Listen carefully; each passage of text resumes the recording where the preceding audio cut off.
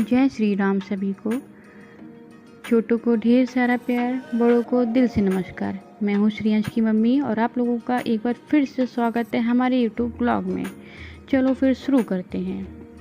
Thumbnail देखकर आप लोग समझ ही गए होंगे कि आज का वीडियो किस टॉपिक पे है। अयोध्या सिर्फ एक शहर नहीं बल्कि करोड़ों लोगों की एक आस्था और श्रद्धा का केंद्र है और आज हम इसी पवित्र नगरी के एक ऐसे स्थान की तरफ बढ़ रहे हैं जहां रामायण के हर एक प्रसंग को इतनी खूबसूरती से दर्शाया गया है। इसे देखकर ऐसा लग रहा था जैसे हम खुद त्रेता युग में पहुंच गए हों। आज हम चल रहे हैं सुनील जी के रामायण वैक्स म्यूज़ियम की तरफ। अगर आप रामायण से प्रेम करते हो तो ये जगह आपके लिए बहुत अद्भुत अनुभव से कम नहीं होगी। ये श्री मेरे साथ बैठ के कार में इनको घूमने में बहुत मज़ा आता है। ये रहा सुनील जी का रामायण वैक्स म्यूज़ियम। बाहर से ही इसका आर्किटेक्चर बहुत ही सुंदर और पारंपरिक लगता है। अंदर प्रवेश करते ही एक अलग ही शांति और भक्ति का अनुभव होता है। दीवारों पर बने सुंदर चित्र और कोने की सजावट इस जगह को और भी खास बना देती है। जैसा कि आप देख पा रहे होंगे ये मंदिर, ये वैक्स म्यूज़ियम साउथ की थीम पर बना हुआ है। जैसे साउथ में घर होते हैं ये वैसे ही है। ये देखिए कितना सुंदर झरना। हर एक छोटी बड़ी चीज़ों को बहुत ही सुंदर और आकर्षक बनाया गया है। यहाँ पर एक तरफ झरना और दूसरी तरफ हनुमान जी तपस्या करते हुए तपस्या में अपनी लीन है, जिनके ऊपर झरना जल बह रहा है।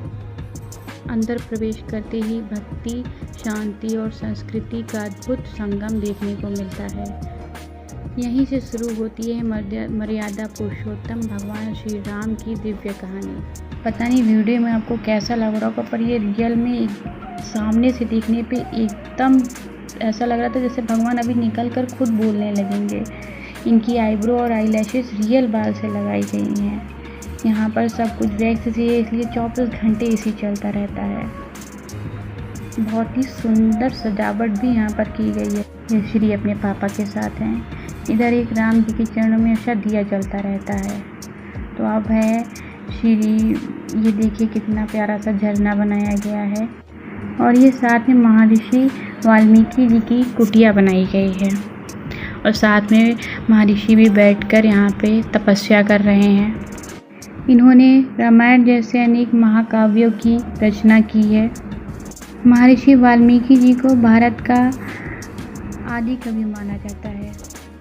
इन्होंने भगवान श्री राम के आदर्शों का और धर्म का वर्णन किया है।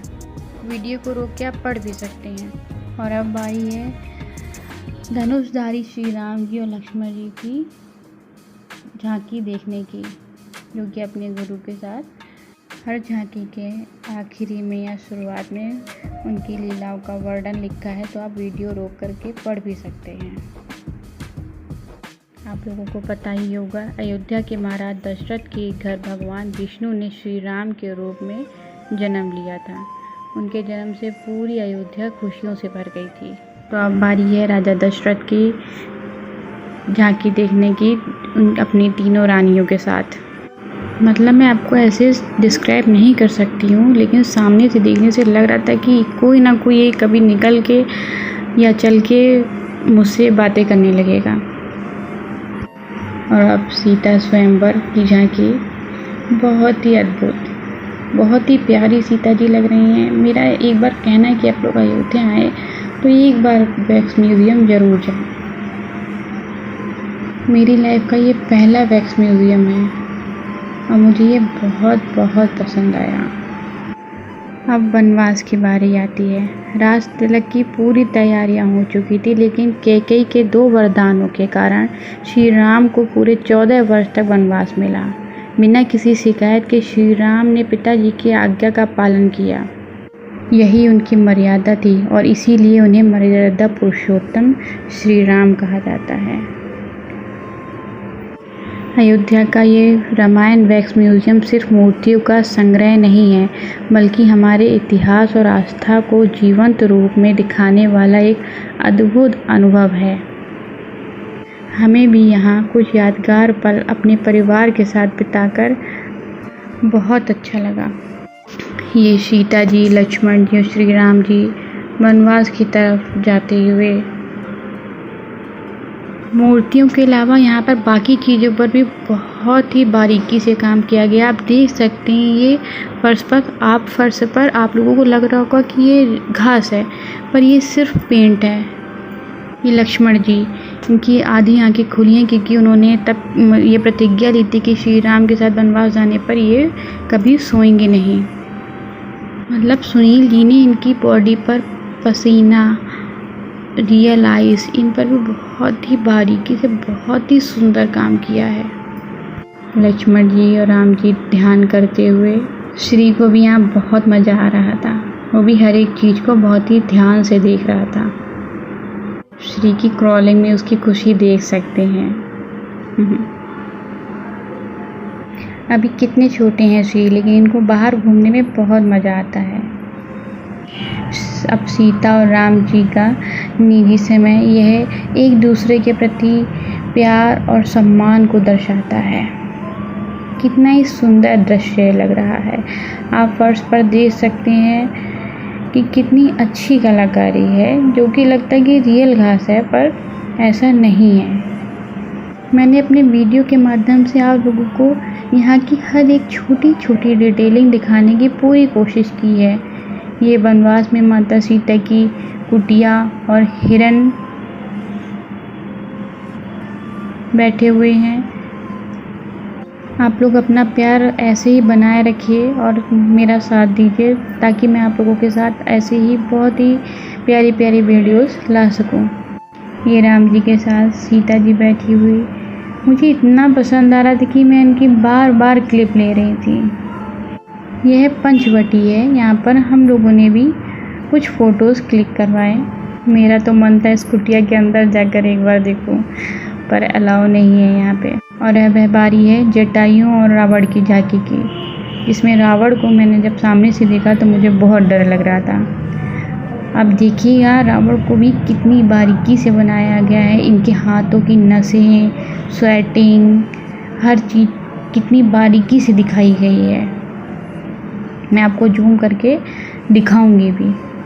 आप लोग कमेंट में ज़रूर बताइएगा कि आपको कैसा लगा वैक्स म्यूजियम। आगे बढ़ते ही रामायण के और भी अनेक प्रसंग एक एक करके सामने आए। हर स्टैचू को इतनी बारीकी और मेहनत से बनाया गया है कि हर सीन बिल्कुल जीवित लगता है। यहाँ अगर सिर्फ रामायण देखने को नहीं मिलती, बल्कि उसके आदर्श, मर्यादा और जीवन के मूल्य भी महसूस होते हैं। ये माता सीता दुखी अवस्था में अपनी अशोक वाटिका में बैठी हुई हैं। इनकी आंखों से अश्रु भी बहते हुए दिख रहे थे, जो कि मैं शायद भूल गई थी और मैं आगे आपको ज़रूर दिखाऊंगी। ये देखिए, ये सिर्फ एक पेंटिंग है, कोई घास नहीं है। यहाँ पर श्री राम जी धनुष लेकर के खड़े हुए हैं। बात पे बोलिए मर्यादा पुरुषोत्तम श्री राम की जय। ध्यान से देखिएगा माता की आंखों में अश्रु। और ये श्री के पापा हनुमान जी के हाथ जोड़ते हुए। फिर मैं यहाँ विराजमान है संकट मोचन हनुमान जी, राम भक्ति की सबसे बड़ी मिसाल। उनकी विनम्रता, शक्ति और प्रभु श्री राम के प्रति उनका अटूट प्रेम हर भक्त के लिए प्रेरणा है। और अब रावण तपस्या करते हुए, माना जाता है ये सबसे बड़े पंडित थे।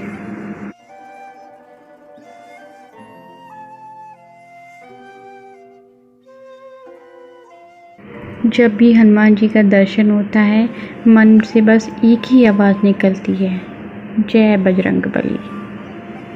हनुमान जी ने माता सीता की खोज के लिए समुद्र को पार किया और हर कदम पर श्री राम की सेवा को ही अपना जीवन माना।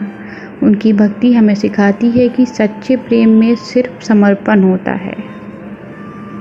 ये भी आप देख सकते हैं कितनी विशाल मूर्ति है हनुमान जी की।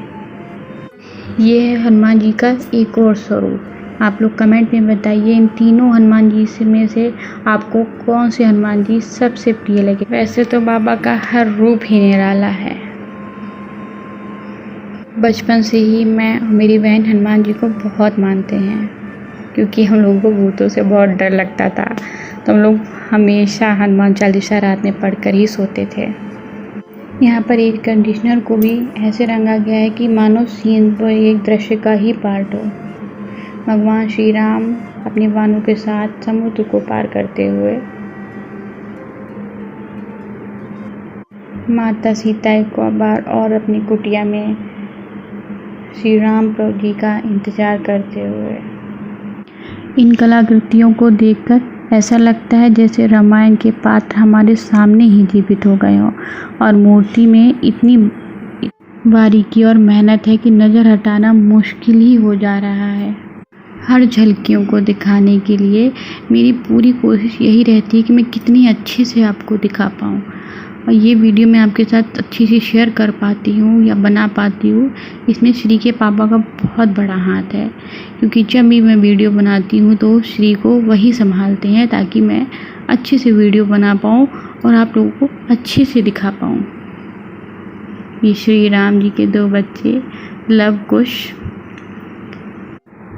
आज यहाँ आके हम लोगों को बहुत ही अच्छा लगा।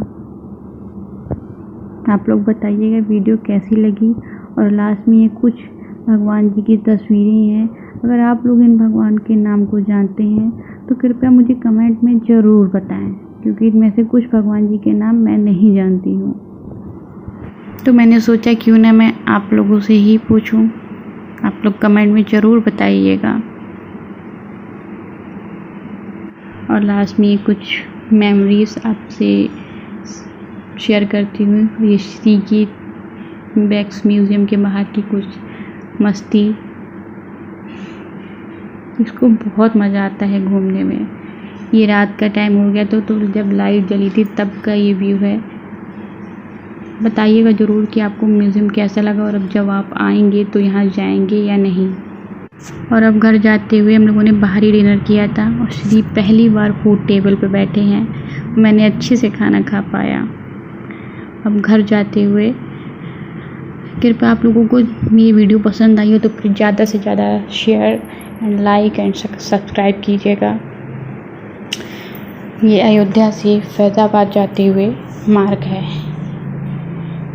इसके उस पार हम लोग फैज़ाबाद में एंट्री कर जाएंगे। वैसे तो सब अयोध्या ही है, लेकिन यहाँ के लोग अभी भी अयोध्या और फैज़ाबाद डिवाइड कर रखा है।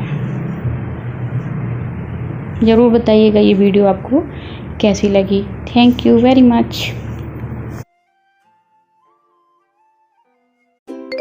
एक प्यारा सा लाइक दे दो और सब्सक्राइब भी करो। अपने दोस्तों के साथ शेयर करो।